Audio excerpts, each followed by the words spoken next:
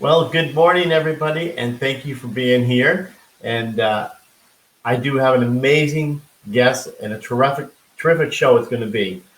First of all, our guest today will be Will Turner, and he's not a stroke survivor, but I asked him if he could share his remarkable journey over the last 2 years, and he agreed to do that. So, without further ado, I'm going to bring on Will. So, please welcome Will.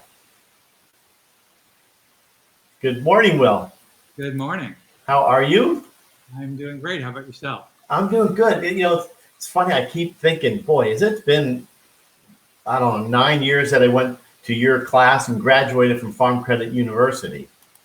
Wow, doesn't seem like it's been that long, but I think so, yeah, because coming up in, well, maybe, I think so, because 10 years I had my stroke coming up in October. okay. So it'll be, yeah. Now, I don't know if you see the comment there.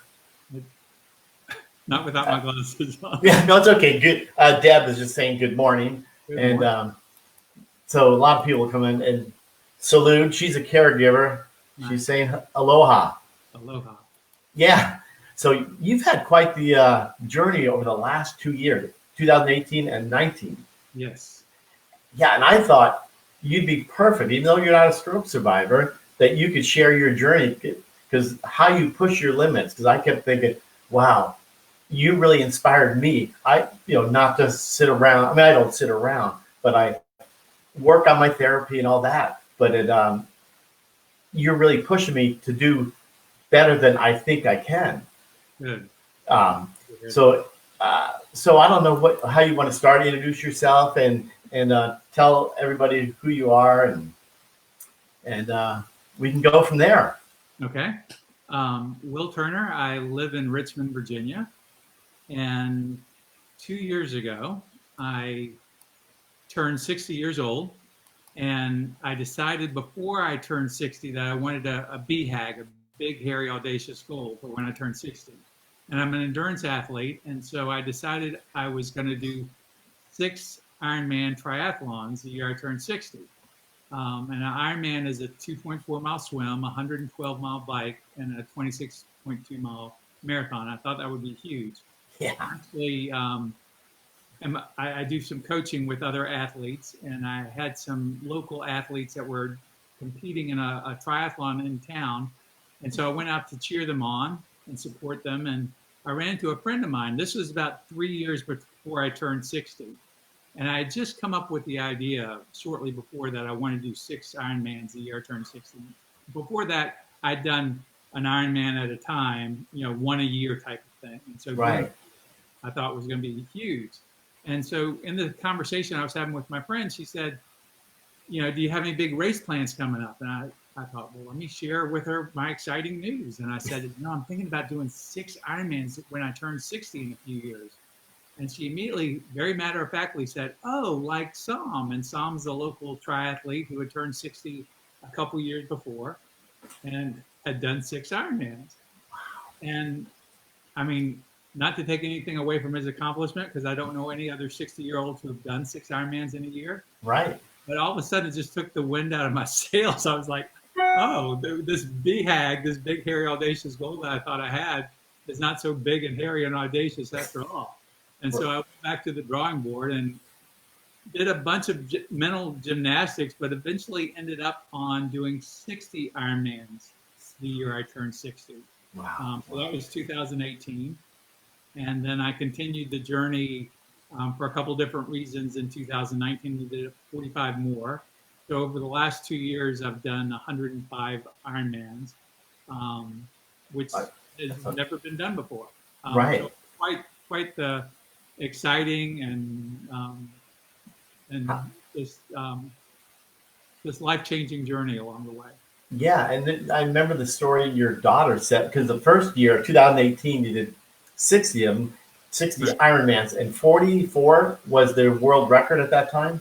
Right. So there's not 60 actual races, Ironman races in the world in a year. So what I needed to do was do a combination of actual races and what I call on your own races, where Right. I follow all the race rules, but I set up my own course and that sort of thing. So the first actual race in the U.S. in the year was the year of 2018 was a race down in Naples, Florida, and it happened to be on January 6th. So I decided that would be my inaugural, first race Right. of my 60. So the race was on January 6th. I finished the race, and a couple hours later, on January 7th, I turned 60 years old. So, so I, talked to my daughter after that. My daughter's grown and lives in Charlotte, and she said, "Dad, that one doesn't count. You weren't 60 when you did that race." I'm like, "What are you talking about? It counts." Yeah, exactly. And so I ended up doing the 60, counting that one, and then before I turned 61, I ended up doing a 61st one, just so I could shut her up, so she could let her for the rest of my life. So throughout the year, I would talk to her on the phone. She's not on Facebook, so she wasn't necessarily following my posts and that sort of thing. Right. I'd finished, number 41 in, somewhere in California, and she'd say, "Dad, what number are you on?" I'd say 41, and she'd say 40. So that went on all year long. So I'm like, I can't, do this forever. So I'm just going to shut her up and do my 61st one. So she'll say Right. 60 when I turn 60. So Wow. Yeah, that's an amazing story. I'll be accountable, right? Yes, exactly. I completely understand that, though. But I just thought it'd be great that you talk to all our stroke survivors, caregivers, because a lot of stroke survivors get really kind of in a rut. They feel like, they can't push themselves. And I thought you said you weren't really a big athlete in high school. Yeah. And how'd you push yourself? I was very late to, I did little league sports, but in high school and college, I didn't play any sports. I wasn't what I would consider a big athlete. I was probably more of a nerd and very academic, and that's Good. I got into triathlon about 25 years ago. Did my first triathlon, and I was still doing shorter distance stuff. I eventually worked my way into marathons, and then when I was turning 50, I decided I wanted a BHAG. I wanted that big, hairy, audacious goal for turning 50. So Right. I decided at that point to do my first Ironman. So I thought that was going to be a huge goal for me, and it was at the time. Right. And that kind of started me on the path that kind of led me, 10 years later to do what I just finished doing. But I learned along the way, endurance sports, I wasn't very good at it. And I found it really hard. And that's really what kept me in it, because I wanted to kind of break the code. I wanted to figure out, how can I get better? So there was a lot of failing and falling down along the way, and picking myself back up and saying, what did I just learn from that failure? What can I do better? How can I, adjust or change something with my physical training or my mental, training, so that I can get stronger and better along the way. So it's definitely not this natural given talent. It's more of the stubborn persistence of just wanting to push myself to get better at something I'm not very good at. Yeah, but completely. I'm sure you're amazed. And the great thing is, because I have your book here, Yeah. and it's incredible, because you went through 40 states, and you actually went through, is it 4 or 3 provinces in Canada? Provinces in Canada, right? Wow. And you went through. Over the journey, I was in a little teardrop camper, traveling all around the country. Literally over a 2-year period, traveled over 150,000 miles, including driving all the way up to Alaska. Oh, okay. Denali National Park. A lot of the races we did were in national parks, and so just the journey itself, just driving all over the U.S. and Canada, was amazing in and of itself. And then you tack on an Ironman every 4 to 6 days, or whatever it happened to be. And Yeah. it was quite the adventure. There's so Salute is saying, I've done the last portion of the Camino, de Santiago de Salud. Why are you doing this to me? Compostela in 2013. Huh. Okay. Um, Thank you. But so well, lost my train of thought here. Okay, so I pulled up some of the pictures because you actually wrote a book, Journey to 100, Right. and I picked some pictures out there, and I could see you running there. Yeah, I'm running. That's in Arches National Park. Um, yeah, near Moab. Um, Wow. so yeah, I was running in yeah, just stunning um, scenery. And of Yeah. course, my partner through all this was Chris DiStefano, and he was, I called him my Uber Sherpa, but he's also a photographer extraordinaire. So um, I know I told you this, Jerry, but we were not planning to do a coffee table book as part of our journey. But I would, after each race, I would post the race report. And then Chris would take pictures of me while I was out there running and biking and swimming. And I would post pictures along with the race report. And people started telling us along the way, oh, you've got to do a coffee table book. These pictures are amazing. And they really are. Um, They're unbelievable. And this I have just a couple. And this one here, look, that's like a journey to where are you going? That's beautiful. yeah, that's in Death Valley. So, yeah, the landscape there is just kind of otherworldly, but just having those long stretches of road, people along the way would call me Forrest Gump because I was always like running down some road and kept on going Right. and going. Yeah. Yeah. Yeah, and there's how do you convince yourself to I mean, it's probably no phone, no nothing. When you're running, you got to think, and it Yeah. probably helped you. People would I had a friend of mine, because I don't wear earbuds, I don't listen to music or podcasts or anything while I'm running or biking or swimming. Um, I've always most actual races don't allow that because of Wow.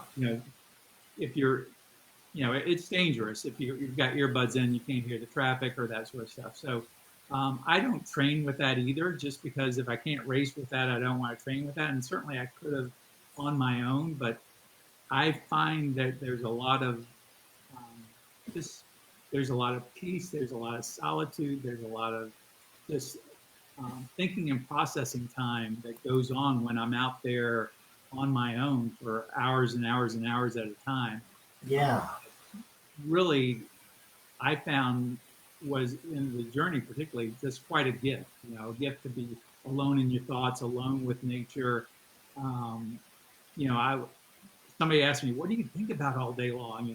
And the reality is, I think of a lot of different things, but one part of my day or multiple parts of my day would always be thinking in a space of gratitude, that I'm thankful to be doing what I'm doing. I was thankful for the people that were supporting me along the way, whether they be with me or virtually just, sending me, their love and prayers and those sorts Right. of things. So it was just a great time for reflection and gratitude and kind of feeling grace in that moment. So, um, and the other part that I didn't expect that was really beautiful about the experience was it when you're doing an Ironman, it's basically anywhere from a 13 to a 17-hour day, Right. depending on the course and the conditions and that sort of thing.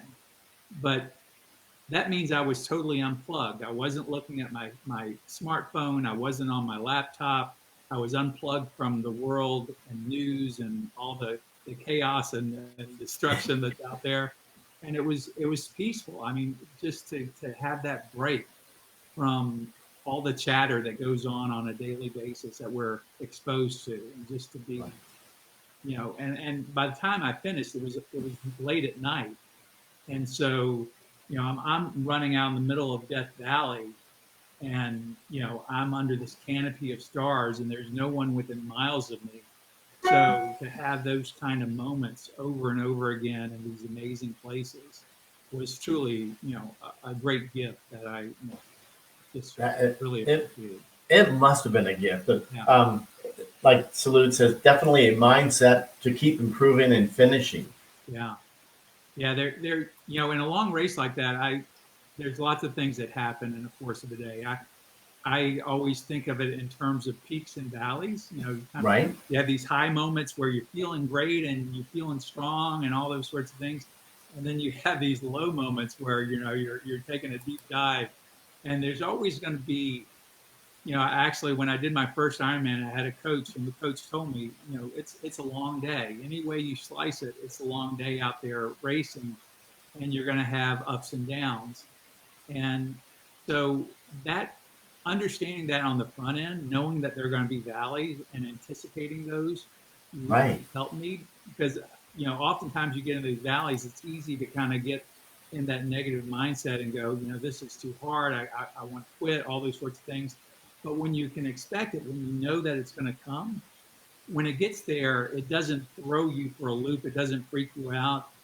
You know, I always looked at it as like welcoming an old friend, maybe not a good a friend that I like so much, but it's like, oh, here you are. You know, I've been expecting you, and you know, in those moments in an Ironman for me, those moments could be where I'm just feeling totally exhausted. You know, I'm feeling beat up by maybe the conditions, the wind or the heat or rain or whatever, you know, I might be battling through. I might be Right. physically and mentally just spent. And I,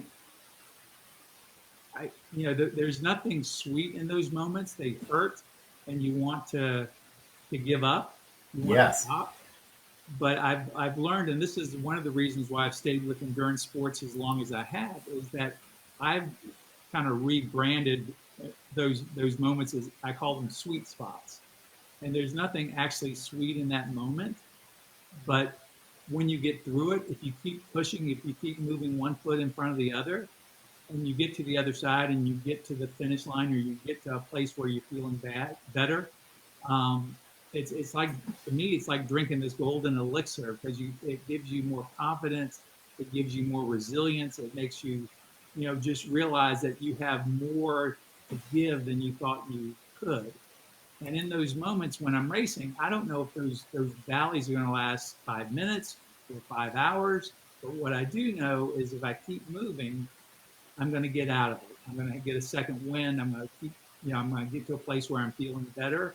I'm going to start going back up again. And so, you know, I would constantly have to remind myself that, you know, this is one of those tough spots. And I learned to kind of self-identify with the tough spots. Like, Will, this is why you do this. You know, this is why you do endurance sports because you want to get on the other side of this. Right. So it's a testing ground, and you know you test yourself enough, and you get stronger and stronger, you know, along the way. I am a big fan. I don't know if you remember this from the class you took with me. Angela Duckworth, who wrote the book Grit. You remember Right. that at all? She's the Familiar, but Yeah, she's like the preeminent expert on grit in the country, and you know, grit is a combination of passion and perseverance. And it's pushing through. And she talks about perseverance, not just in the moment, but also for the duration. And in her research, and she's done extensive research with all, you know, with athletes, with students, with business people, with all different walks of life. And she finds that the people that succeed and excel in their area are the people with the most grit. It's not the people with the most talent. It's not the people that are the most gifted. right. Not the fastest. It's the people that have the most grit, and it's tapping into that grit. You know, that keeps you, gives you that ability to keep pushing. When you know, I tell people that, you know, even though I broke the world record, I have no special athletic gifts at all. I think if I've got any superpower, it's grit. It's Wow. being able to just push through when people would give up. And I know that people in your community, in the stroke community, have, you know, have to summon a lot of grit every day just to do simple things sometimes. Right. Right. And it's just tapping into that and then doing it, and then the next day it becomes a little easier and a little easier. And sometimes the progress is really slow, and sometimes we fall down. Right. but it's the ability to get back up and kind of dust ourselves off and not give up, to keep pushing and knowing that, if we keep pushing, we're going to get to a better place. That's so true. I mean, that's why you on the show relates to stroke survivors, because a lot of, well, as you know, they fall down a lot, and Yeah. they get to the point where, I don't know if I should go anymore with this, but like Mike Peters, he's from South Wales, United Kingdom, says, do you visualize before you do them so it's not a surprise? I'm not. A lot of people, a lot of endurance athletes, a lot of athletes in general do a lot of visualization. I do a little bit. I'm not real good at it. So I definitely think about it, and I think less visually than I do probably by words. So I'll think through my day before the day actually happens. Right. So there is a level of visualization that goes on. Wow. Because let's see, there's another, before I'll back up just for a second. Sure. I think maybe some of your folks can relate to this too. There's often fear kind of going into something that's unknown, and I certainly embracing that fear and confronting that fear is part of the journey too. Right. This ties into the visualization part. Early on in the journey, probably when I first started, I was averaging an Ironman every 6 days. That's amazing. And my partner through all this, Chris, he was noticing like the day before the race, I was a little shorter, with my temperament. I was Really? in a little bit of a funk, and I knew I was having race nerves, and a lot of athletes, right before the race, they get all nervous and anxious, and there might be some fear there. And so I had, when he said that, it was like, yeah, you're right. And I had to do some self-awareness there. It's like, why am I this way? Why am I feeling anxious? Why am I not, feeling, just relaxed? And what I realized is that I was being fearful of what could go wrong the next day, because in an Ironman, I might be swimming in some lake that I don't know what lives in there. I've actually over the Ironman, I've swum with seals and alligators and stingrays and sharks, and those were not necessarily fun experiences. There was some fear there, but I would think, and then I would think on the bike what might go wrong. So Wow. so I had to stop and say, what am I really afraid of? And the reality was that at that point, with all the training and the races I'd done for the last 10 years and what had been doing in the journey, there was very little that I was going to face that I hadn't faced already, and Yeah. I had to tell myself, Will, you've already done the work. You've proven that you can do this. So there's nothing, whatever pops up, you're going to take it as it is and figure out a way to get over it, around it, through it, whatever you need to do to keep pushing through. And once I just accepted that, the fear went away, and I could be much more relaxed and just be much more in the moment and not thinking about what can go wrong. Because that whole negative, self-talking, that chatter can just go crazy if you let it. And you gotta let it go. It, you know, you hit the nail right on the head. Whatever I'm saying, I feel like that all the time. If we're going to go somewhere, I'm thinking, okay, I've got to make sure that I go this way. If there's a lot of people, I can't get bumped into. So I'm thinking ahead, like what will go wrong. I do the same thing. So you, as an extreme athlete, is thinking the same thing, but you're not anymore, though. Not anymore. What?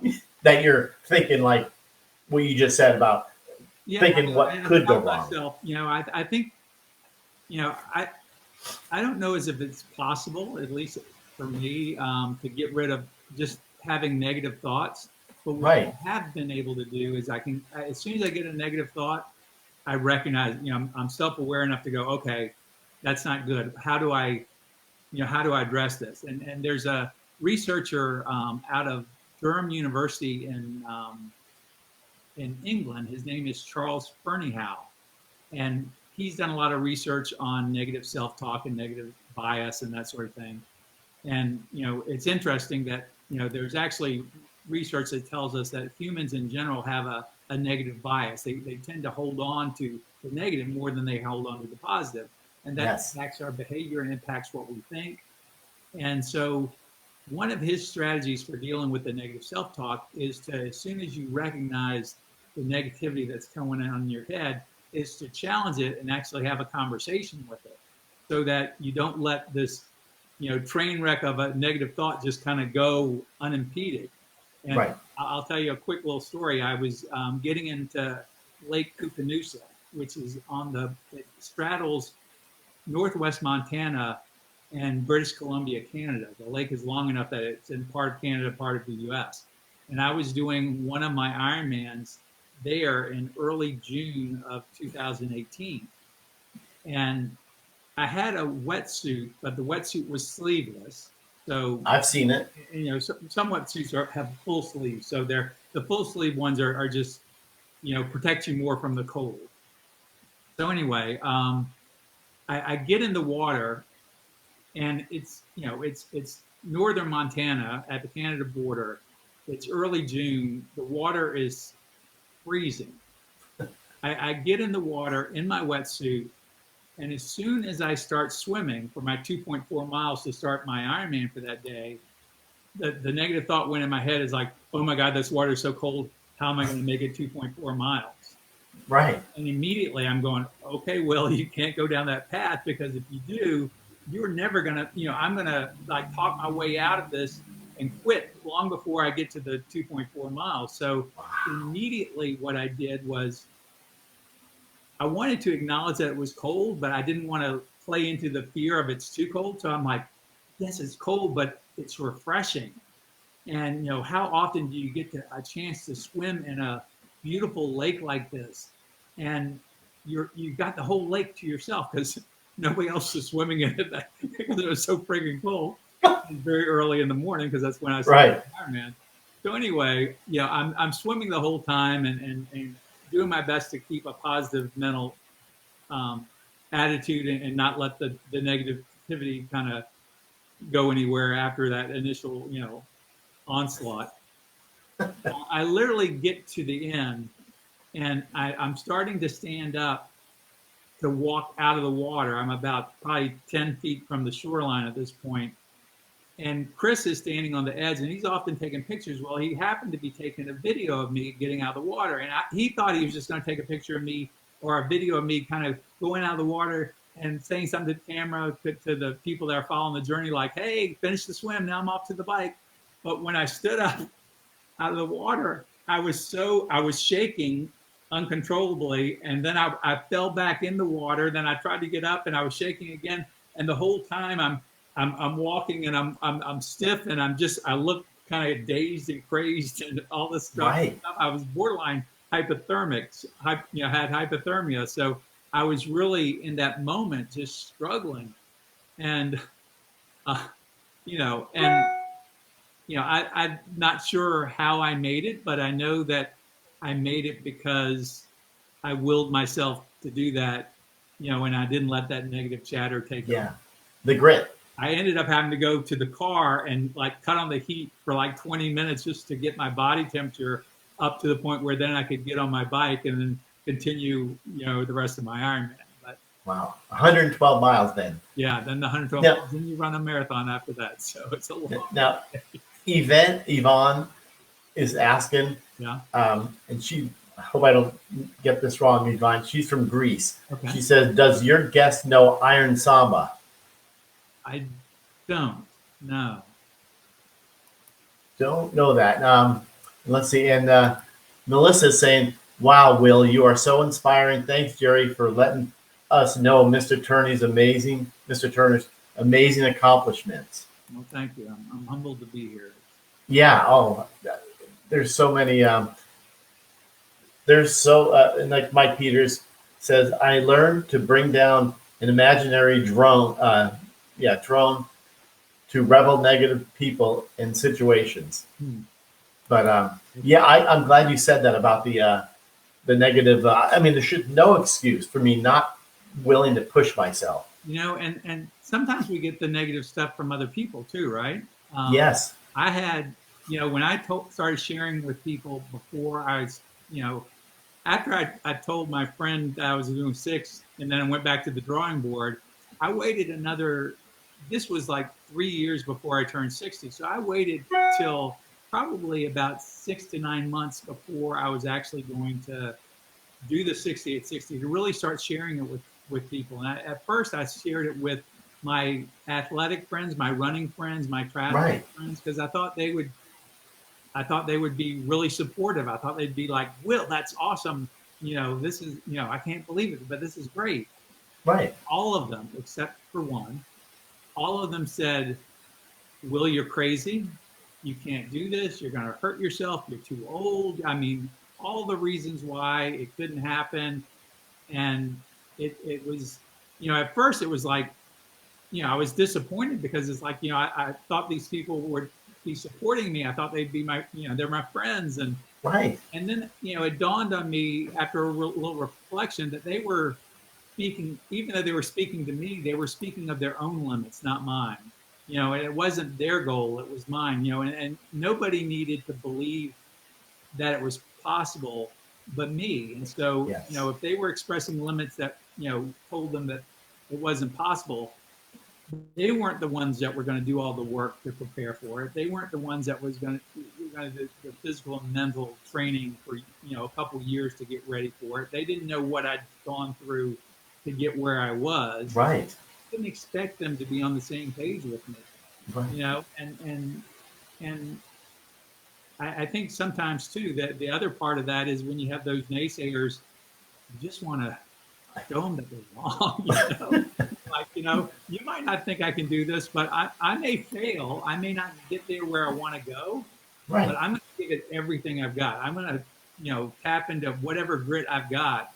And if I fall short, it's not going to be from a lack of trying and perseverance. It's going to be just because I can't get it done. But the likelihood is that if I keep pushing and I keep getting up, I'm going to be able to, I'm going to be able to get there. So. Yeah. And in your book, there's so many beautiful pictures in there. I was overwhelmed in reading it, and I looking at it this morning. And it is a, if everybody has not seen it, it is a coffee table book right here. I can't hold probably that well. You Journey know, to 100. and I'll turn. I've got one in front of me too. I'll turn to one of the inside cover pages. I think the inside under our journey to 100 here, it says an epic adventure of grace, grit, and gratitude. And you know, those are three of the recurring lessons and themes through that journey. Is you know, the grace and the grit and the gratitude, and just really, you know, having that open heart and open mind to embrace those along the way. And so even though it's about my Ironman journey, I think there are a lot of, you know, what I've been told by people who bought the book is that, you know, there's lessons in there for everybody. You know, you don't have to be an athlete to be able to appreciate grace or grit or gratitude and just pushing through big obstacles along the way. Yeah, and as again, as you're not a stroke therapist, but doing this, you be on the show, you have a lot of the experiences that we go through. Yeah. We can learn from you, and the grit and pushing, even if you don't reach that point, but you tried. There's no lack of not trying. I mean, you worked your tail off, and we've been told. I mean, about a year after my stroke, I was told I plateaued. Mm. It's almost like your friend, or not friends, but your other athletes said, "You know what? You're crazy. You're not going to do it." Right. Right. That proved to me I'm going to show them. Yeah.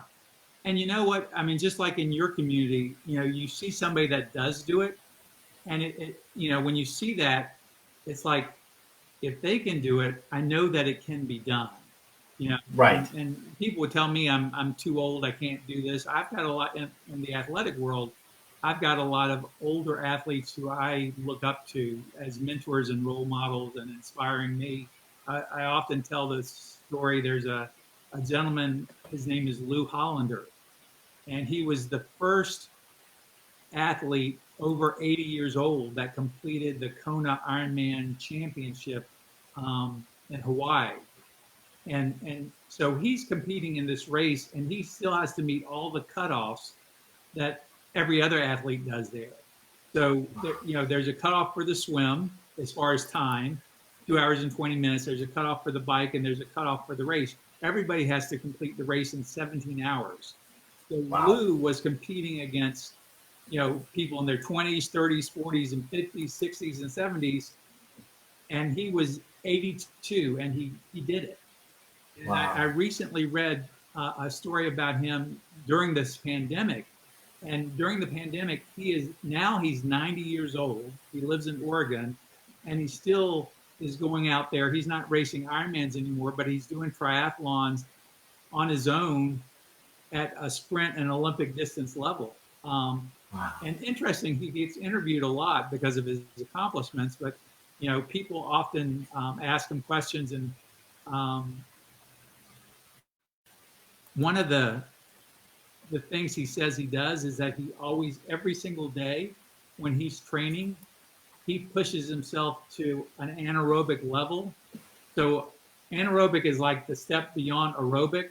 Aerobic is something you do for a long period of time. Anaerobic is when you're taxing all your muscles, and your oxygen is being depleted very quickly, and you feel like you don't have enough air. And it's like when you're sprinting really hard or going up a big hill or something, you're taxing yourself at that critical level, and you can't sustain that more than a couple minutes. But he's Right.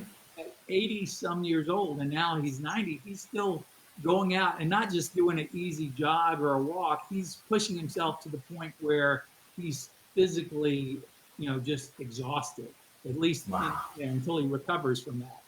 And I think that's a great lesson for all of us, is that I think oftentimes we give up, or we kind of fall back to our comfort zone. We might do Yes. something, we might push, we might walk, or we might run, but are we pushing ourselves as much as we can? Are we going to that point of exhaustion, or that point where you can't give anything more? And that's a part of grit as well, is just kind of not settling into something that, I know I can do this, and it's good for us when we do any type of exercise, right?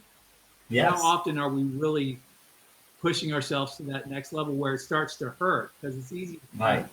back off a little bit and say, that I don't feel like doing that today, or that's a little too hard. But it's the hard stuff that changes us. The hard stuff is what makes us better. It makes us more resilient. And so if we don't bump against that hard stuff and keep pushing, then we don't make that progress. So people often ask me, why did I do 105 Ironmans? I say it was hard.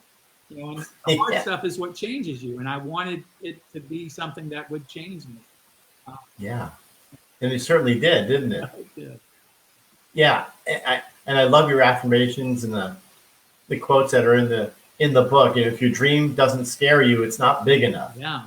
I found that quote when I was doing my first Ironman when I was turning 50, and I used it. I like little sticky notes, so I have a little sticky note with the quote on it in front of me, so I can look at it, throughout the day.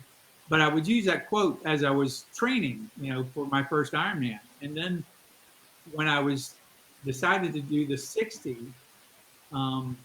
I used that quote as a barometer. If your dream doesn't scare you, it's not big enough. And that scared the crap out of me. Right. Can that even be done? And so now when I come against a big goal or a big dream, or to have this crazy idea, I'll say, does that scare me? And if it scares me, I start paying attention. It's like, okay, Yeah. away from this. Let's dig in a little bit more and see if this is something that I really need to give some time to. Yeah, and you've also a little shout out here from Serena. She's from Nova Scotia, Canada, and you did 4 Ironmans in Canada, or how many? Or something provinces. I did. I traveled through 3 provinces: Alberta, British Columbia, and blank now.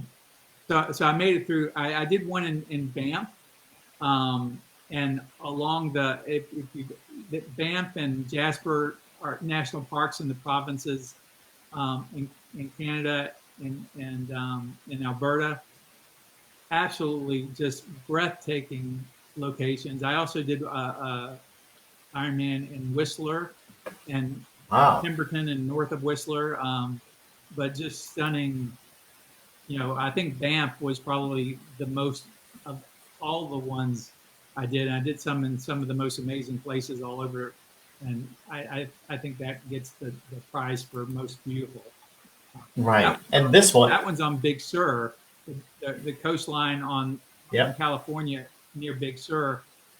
That one I did over about 9,000 feet of climbing on the bike, and if you know, It looks like it. it's a lot of climbing. So literally at near the very end, I mean, I was going all the way up the coast, and climbing these hillsides along the coast, and I knew that I've got a Garmin, a watch on my bike that I can track how many miles I go to get to the 112 miles. And I knew I was coming close to being at the finish of the bike. And it was near Nepenthe, which is a famous restaurant on the Big Sur coast, right? You're Yep. probably familiar with. So Very. I've been, on the coast 100 times, but when you're riding a bike or running, it's different than when you're in a car, right? Oh yeah, yeah. I mean, the elevation and just the climbing just is really taxing. And so I was coming around these bends, in the road, and I'm thinking, I know I'm close. I know I'm close. And I'd go around a bend and it'd be another climb. I hit another switchback and it'd be another climb. And I kept thinking, I've got to be close. I got to be close. I got to be close. And every time it was another, like I'd make it around the turn and there'd be another climb. And this went on for like 9 times. And each time I am like at the end of my 112 miles and I'm completely spent. And I need to push till I get there. And it's taking everything out of me that I possibly have at this point. I get to the top of the hill, the last one, and Chris is waiting for me on the side of the road, a little pull out. I pull off the road and literally don't have the energy to stand up, and I fall over on the side of the road, and these cars are like slowing down and like, "Are you okay?" And Chris is like, "Oh, he's fine. Keep on going." Yeah. Like kicking me. He's like, "Get up. You got more to do. You got to run a marathon now." Well, oh yeah, so the marathon's after the after the it's swim, bike, run in that order. But yeah, in that moment, I was just like, I'd given everything I got to get up to the final hill, and I was just kind of spent. But then I had to get back up and continue the rest of the race. Did you ever, because you went through so many national parks, was it 40 states, and I can't remember how many national parks. We have a Zoom on Wednesday with all our stroke survivors, and we have on a Zoom thing, so we have a bunch of people on there, and that's what people are asking me. I'm cheating because I had the book right in front of me, and Paul says, okay, who can name 7 national parks? So some people typing in, I got the book and I'm going through everyone, because you went through a bunch of them, and they're, gosh, I hope everybody can have the chance to buy these. This is absolutely this book. Yeah, I mean, you showed a picture of Arches National Park, but Death Valley, Yosemite, Glacier National Park, Grand Teton National Park. I mean, the list kind of goes on and on and on. It's just some of the most beautiful scenery out there. Here's I don't know if you can see this. This is in Alaska. Yeah, just went through Denali National Park up in Alaska. Just some pretty amazing locations, and Chris's photography just does it justice. Yes, beautiful. And I have the little crawler going there, liveyourbold.com. So they can get on your website and they actually can order your book through there. Is that Yeah. good? I think that's what I did. What's that? I think that's how I bought it. Yeah, yeah. That's actually the only place you can buy it is on the website, the Live Your Bold website. Um, so just so your people on the call know, when I started the journey, I was obviously there was this huge physical and mental challenge that I set for myself, but I also wanted to make it more than just about me going around the country doing Ironman. So I started what I call Live Your Bold, and Jerry knows because of this is how we connected years and years ago. But Yes. background from my career is training and development work. And so I started thinking about what can I do with this, pair with this journey so that I can serve other people. And I thought about raising money for a charity, but there was no charity. I've supported a lot in the past, but there was no charity that seemed like a perfect match for what I was doing. And so I Right. thought, let me use the gifts that I have. And so I created Live Your Bold resources, a starter kit. I wanted to help people step out of their own comfort zones and Yes. do things that would stretch them.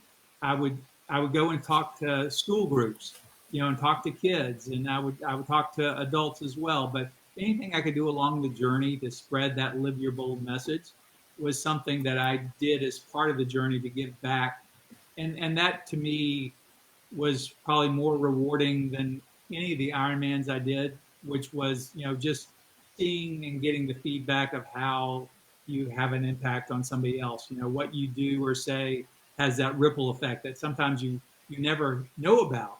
But to have some of the feedback along the way, I mean, I had a woman who was not a stroke victim, but she had some physical issues. She's about my age. She's about 60 years old, and she could she could walk, but not very well. And she had found comfort and ease in having a motorized little scooter that got her around. And so that's what she had kind of fallen into using most of the time.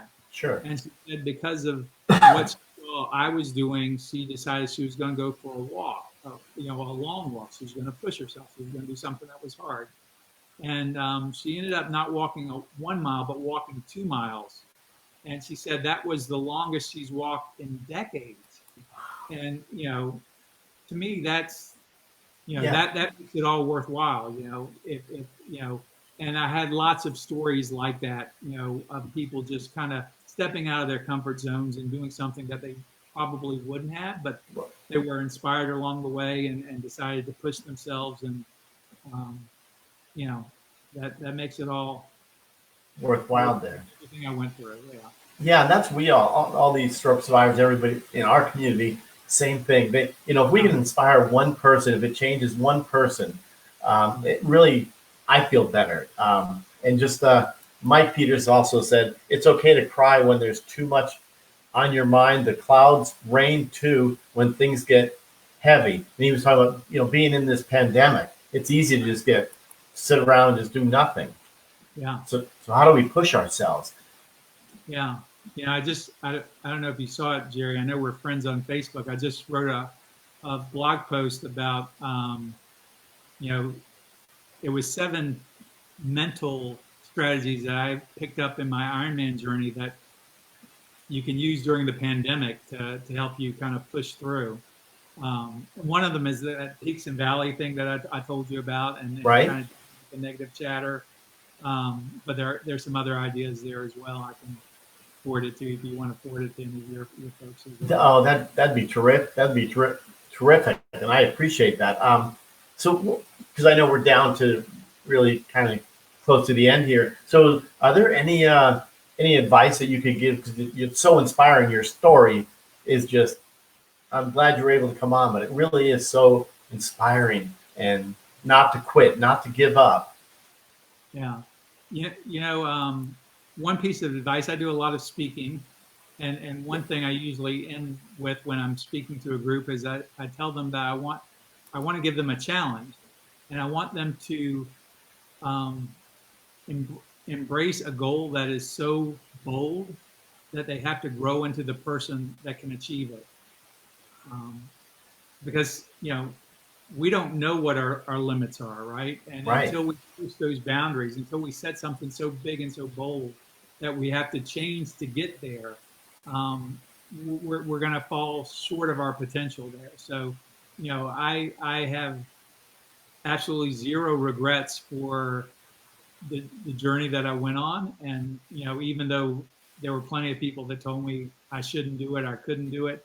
I think whenever we do something, whenever we push ourselves, there are no regrets there. So just finding ways to continually challenge ourselves, whether it's mentally, whether it's physically, spiritually, whatever it is, we all have so much untapped potential. We just have to find a way to get to it. Exactly. That's a great way to, and I always say life is a gift, make it count. But anyway, some of the people here now, I'm just, Lori's, awesome show. There's so many, but you'll be able to see the show afterwards on Facebook. But thank you everybody in our community for being here. Appreciate the comments. There's so many. And I apologize. I didn't bring up all the comments. So, and Salud just said no regrets. So, if you could hang on for just a second, and I'll just say goodbye. And they're still coming. And thank you for sharing your wonderful podcast. They're still coming. But Will, thank you so much. I'm so glad. We reached out. I reached out to you. It's probably during the Ironman journey. Yeah. But perfect. I'm very thankful to be on here, and thankful for all the people watching today. Thank you for their kind comments and words. Yeah, that's pretty awesome. So amazing. Thank you for sharing. I said this before, but I'm humbled by, you guys do things that take heroic courage every day. And, I think you guys know that, but if you don't, you need to own it, because, it really is inspiring to people like to me, to so many people. So right. What you're doing. Yeah, it is. I appreciate you. So, and yeah, it is great for and the caregivers here, like Salud, she's a caregiver to her husband, and it's like they had the stroke too. Oh, absolutely. My mom was caregiver to my dad with dementia and Alzheimer's, and I mean, caregivers. Wow, I just have so much respect for people. Yeah. I've seen and talked to so many people. As soon as they had the stroke, their spouse left them after 30-something years, or it's just some of the stories are tragic. But you, as inspiring all of our stroke survivors, I mean, what you accomplished, people told you couldn't, and now what you did. So everybody should be taking this into account. So awesome, Will. Appreciate it so much. My pleasure, Jerry. Thank you. You bet. Take care.